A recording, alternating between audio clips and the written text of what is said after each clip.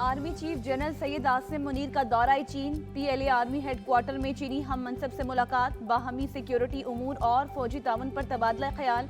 खित्ते में अमन व इस्तेहकाम बरकरार रखने के लिए कोशिशें जारी रखने का अज़्म। सिपा सलार ने गार्ड ऑफ ऑनर का मुआयना किया। चाइनीज आर्मी ने हरबी सलाहियतों का मुजाहरा पेश किया।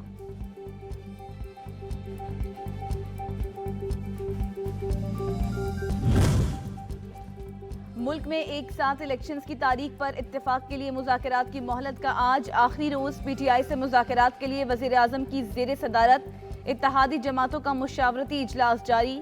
विफाकी काबीना का इजलास भी आज होगा।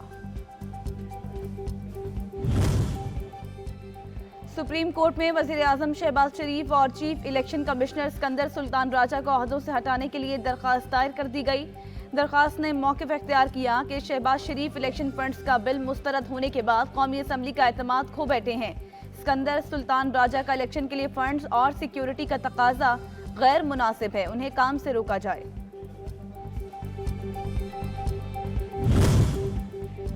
मरदमशुमारी पर तहफ़्फ़ुज़ात। MQM ने शिकायत वज़ीर आज़म के सामने रख दी। खालिद मकबूल सिद्दीकी की सरबराही में 3 रुकनी वफ़द ने शहबाज शरीफ को मसाइल पर ब्रीफिंग दी।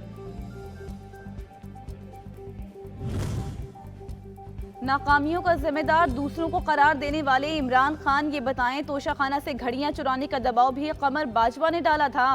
मरियम औरंगजेब का सवाल। ट्विटर पैगाम में कहा कि मलिक रियाज से हीरे और जमीनें रिश्वत में किसने ली? IMF मुआहदे की खिलाफ वर्जी किसके कहने पर की?